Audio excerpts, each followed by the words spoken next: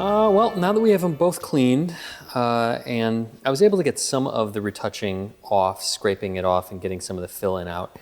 You know, some of it is still there, but at a certain point we just have to leave it and just retouch over it because it's not safe to remove.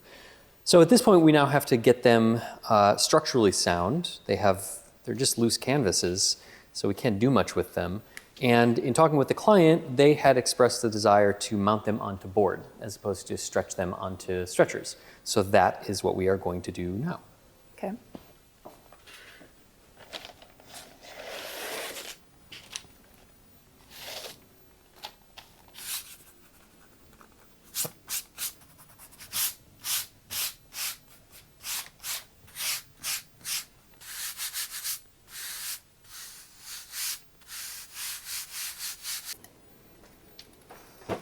All right, with the adhesive warmed up and a little bit thinner, although it's pretty thick right now, we'll thin it out a little bit. Mm-hmm. We can then start applying it to the back of the canvas. I'm using a roller because it gives me a really even finish, and I don't want big pools or an uneven application. And what I'm looking to do here is saturate the canvas and provide a nice even layer of adhesive.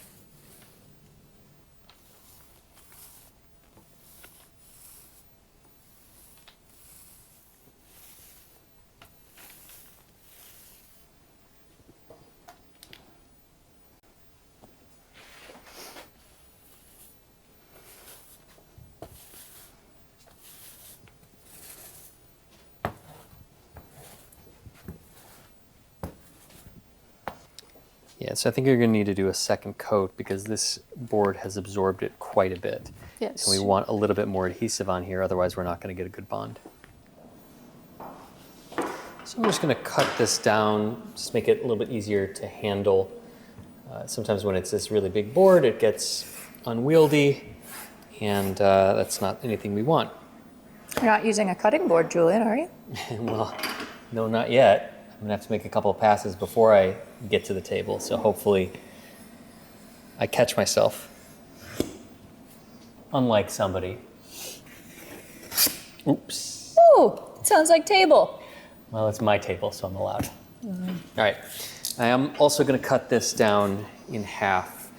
Again, just so it's a little easier to handle. We don't necessarily need one big board. We can just use two small ones. So. All right, so we have two boards and two paintings. Now let's get them mounted. Okay. What are you doing now? Well, remember how the board soaked up so much of the adhesive? Yes.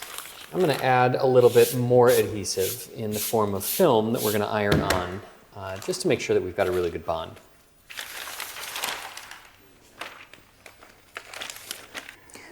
Why do you put it in the corner instead of in the middle of the board? Well, young grasshopper, we have a perfect 90-degree angle here, two straight edges. Mm-hmm. And instead of putting it in the middle and then having to cut 4 crisp, clean edges, I can put it, and we can use these two sides on the edge of the board. Trying to work smarter, not harder. Why do you choose black 8-ply instead of white 8-ply? Because this place is dirty. I do find myself having to wash my hands every time I touch the 8-ply, like before it. The white stuff? Yeah. Yeah. If the canvas wasn't so textured, would you be putting the film on? If it was a really, really smooth canvas, I might not put the extra film on, but even with a really smooth canvas, it's probably not going to be as smooth as the board. So having the extra adhesive is probably to benefit. It's just going to ensure that we have a really, really good bond. You know, we don't want to have a starved joint. It's not going to last very long. Kitt, on the other hand, will be using the hot table to mount her canvas to the board. And this is something that we've done many times before, but it'll be interesting to see the comparison between the two approaches. She's going to prepare all of her materials, get them ready, and then proceed with the lining process. Wait, you're cutting on the hot table? Yes. My father is rolling over in his grave. After she's destroyed the beautiful aluminum surface, she's going to create an envelope with the cotton webbing to allow the extraction of the air and a piece of mylar on top to make it airtight. She'll puncture the top and then add the through bag connectors, which will draw out the air.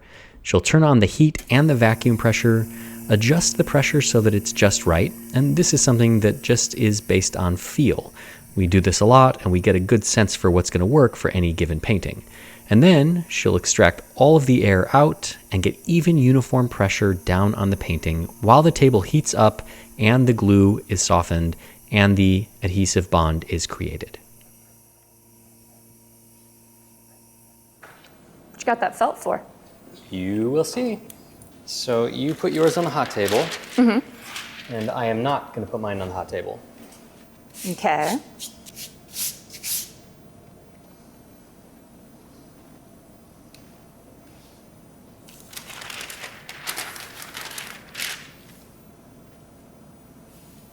It's a magic trick or something? I'm going to make the painting disappear. Presto changeo. So I'm going to apply heat directly to the painting from the face. Okay. And the felt is there because? Well, the felt is there for two reasons. One, it helps disperse the heat a little bit more evenly, and it also protects the paint layer from the iron. Now this I can't do for every painting, but because this one is flat, because it's stable, and because we're doing it on board, I think I can. So I'm gonna see if it works. Look at that. Bonded, no damage to the paint layer. Saves maybe a little bit of time as opposed to heating up the entire table, the hour and a half or two it's going to take to heat up and then cool down. Now, it's still not as simple as ironing a shirt. Yeah, you lost me at ironing shirts is easy. I do not share that sentiment. Fun fact, when I was a little kid, my main source of income, I'm talking like when I was like 7 to 10, was ironing my father's shirts. He'd give me a quarter for each shirt he ironed. And then we went to the cleaners, and I realized that they were charging $1.50 or something, and that I was getting played by my father. So I raised my prices to $1, and he happily paid me the dollar price. And then at the end of the month, he handed me a bill for heating, electricity, the mortgage, and groceries. And very quickly, I went out of business as a shirt ironer. I don't know if you can hear it. Here it's bonded, and there it's not. So you can hear the difference. You can hear the gap underneath. So do you think you'll include this style of adhesion in your repertoire? I mean, I've been doing this for 20 some odd years. I've done this many, many times before. This is the first time I'm seeing it. Well, you're not very perceptive then. Some have said, yes. You get to learn something, and I get a point for being done first. All right, so with the painting mounted successfully, I can now trim off all the excess board. And remember, we have two perfectly crisp and 90-degree angle right here, so I only have to make 2 cuts, and I can use these as a reference.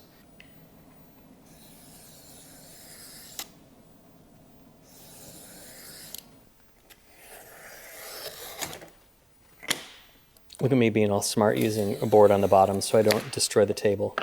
All right, so you can see here, I left a little bit of extra board because this board is perfectly square, the canvas isn't, and I don't want to cut any of this canvas off, particularly when this is going to get covered by the rabbit. So better to have a little extra and have it hidden than to cut the canvas down. Unlike Kitt, who spent a lot of time and energy trying to figure out how to get these labels off, I relied on my experience to take a shortcut.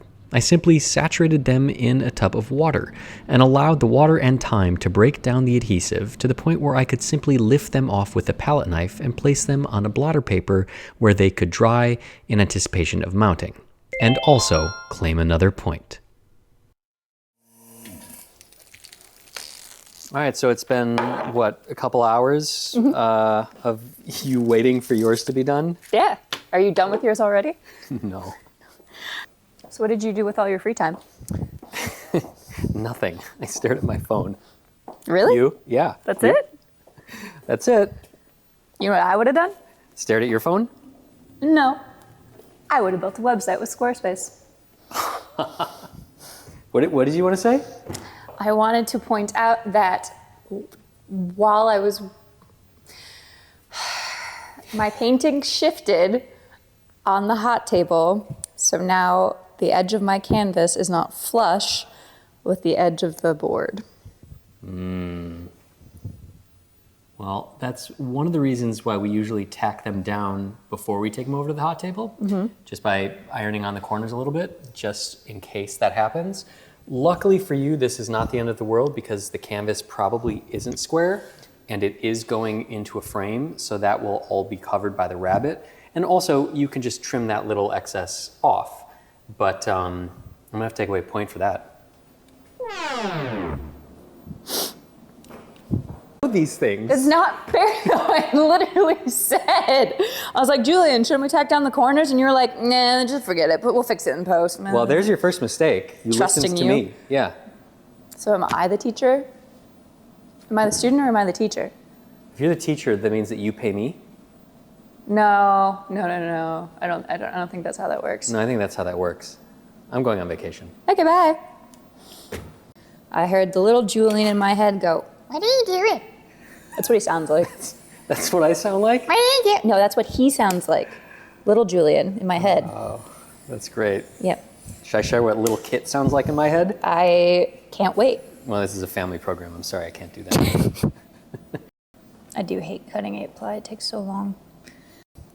Lots of little passes, lightly. Yeah, I'm It's going. much easier than big passes. Cut it down slowly. Yeah, not only do you not run the risk of cutting your finger off, but you get a cleaner cut, and it's less frustrating. Did you hear my inner monologue? Trust me, it's been my inner monologue for 26 years. Don't lose a finger. Don't lose a finger. Not today. Before any retouching can happen, we have to fill in the losses. Mostly me, because my painting has more losses than Kitt's. She somehow got lucky on that one. And I'll use a reversible water-based chalk fill-in to create the texture so that the paint has something to stick to, and so that in a raking light we don't see any of this fill-in or the gaps where there was paint loss.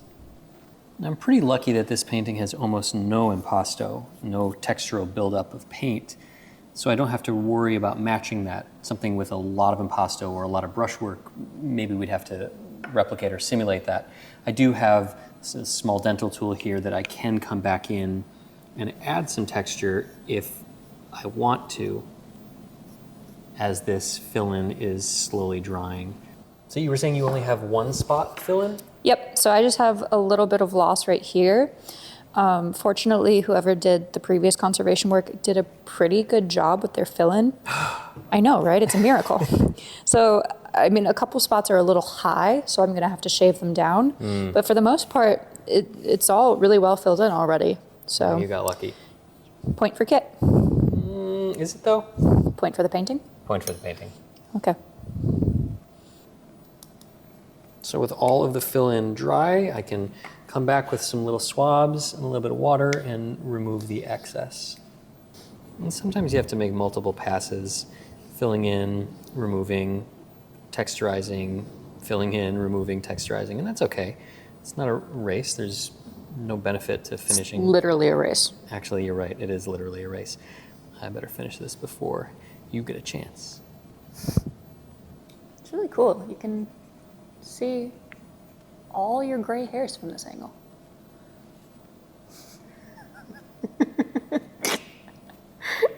Well, yeah. Well, the jerk store called. They're running out of you. The removal of the fill-in can be a tedious process, but luckily these paintings are relatively small and there isn't a ton of fill-in material that needs to be removed. Nonetheless, it takes time and we have to go slowly, and then, once we're satisfied, we can go on to the next step in preparation. So before we do any retouching, we are going to put a coating of reversible archival synthetic resin on here for a couple of reasons. Primarily because these are such dark paintings that trying to match these colors while the darks are really washed out is almost impossible. And so this, as you can see, really saturates up the painting, really changes the way it looks. And this is what the painting is going to look like when we apply the final varnish.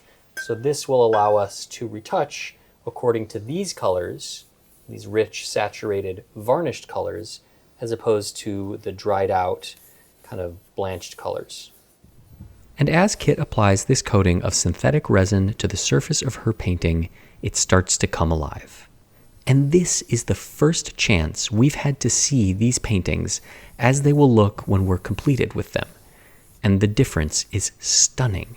It's been so much work to get to this point. This feels amazing. Not only because we're seeing the paintings like this, but because I can imagine what the client is going to think when they see them.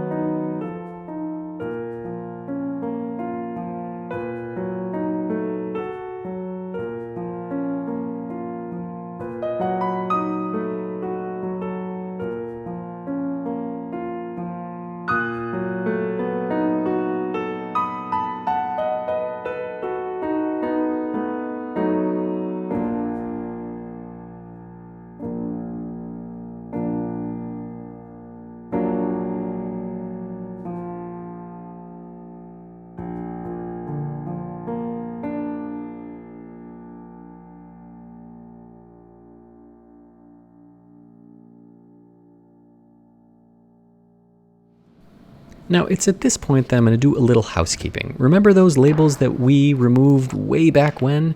Well, we need to do something with them because right now they're in a very perilous state. And the way we're going to handle them is by mounting them to a piece of acid-free 8-ply museum board. This is just compressed cotton rag paper, and so it's a good surface for these labels. We're using a reversible acrylic adhesive and just mounting them on the back. I'm going to try to keep the paper clean and press them so that they dry flat. Once they're all pressed, then I can start trimming this board.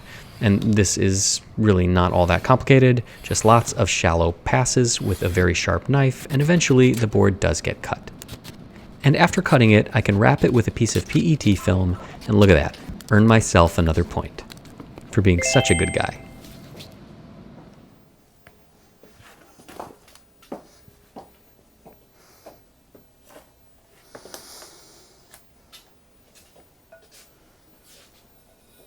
All right, time for varnish.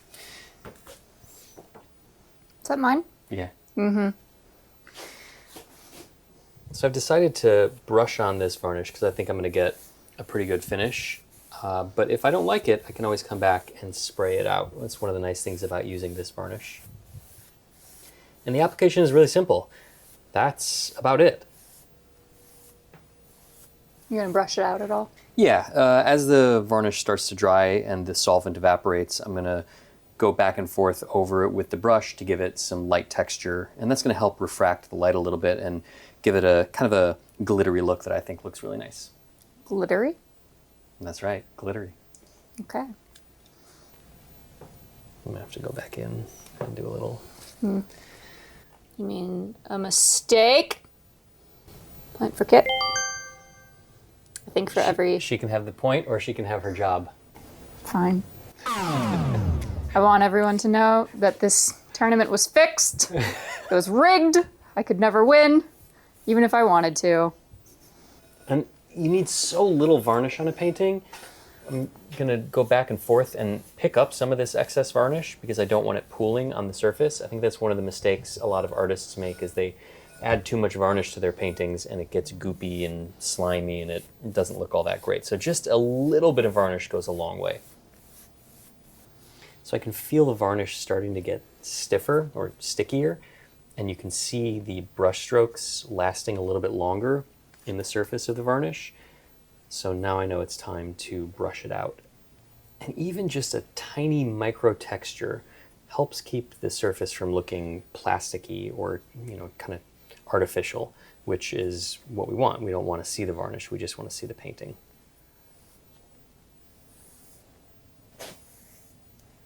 So why do you do a perimeter stroke first, Kitt? Because you told me to. Do I get a point for that? Sure. If that's what you need today, sure. Every day.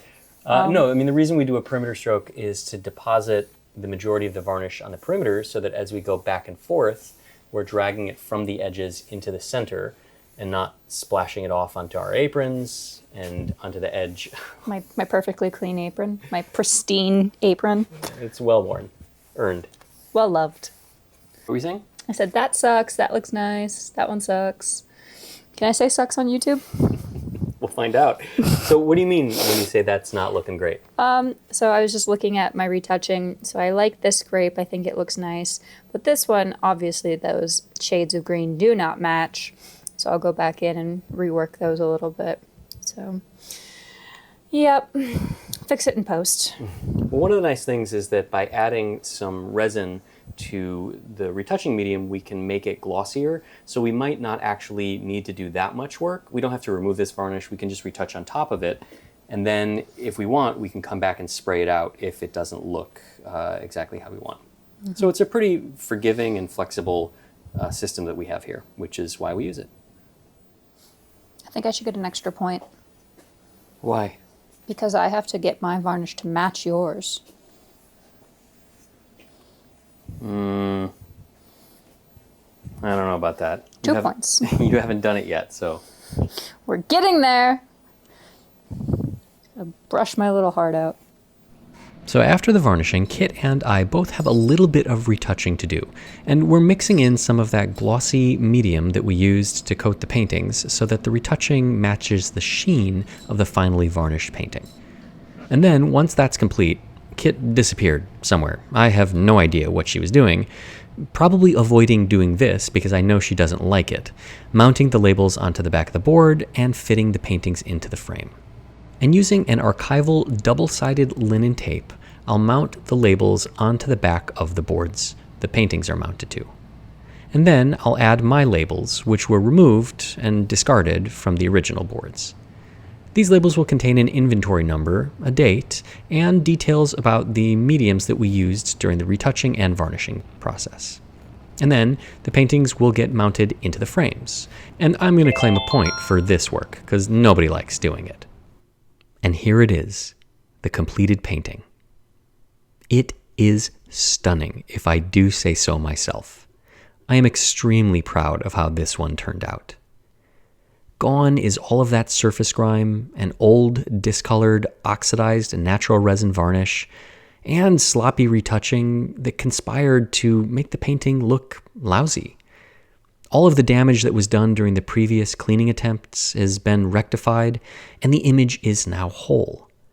We can start to see how the artist created this fruit, the mastery it took to capture it as time was fleeting. Some imagery that was completely obscured, like these grapes, has now been revealed. And the leaves, which were totally brown and uninteresting, now have highlights and we can see the delicate structure. The apples, which we knew were there, were anything but appetizing. And the surface, which was previously filled with ripples and bubbles, is now not an issue. We can focus on the painting itself. Kitt's painting also turned out spectacular, and I'm tremendously proud of her for all of the work that she did, taking a unique and different approach than I did. It just goes to show there's multiple ways to notch a victory. All of the beautiful fruit in her painting is now lively and almost ready to eat. These grapes look as if they were just picked from the vine, a testament not so much to Kitt's skill, but to the artist's skill, and maybe Kitt's skill in revealing them. Though we are not the artists, we like to think that we play some small supporting role in helping the artist's vision and mastery sustain. That maybe in some small way we help contribute to the future life of these paintings, which, as a pair, can now go home and be displayed proudly next to each other, as they were meant to be for many years to come.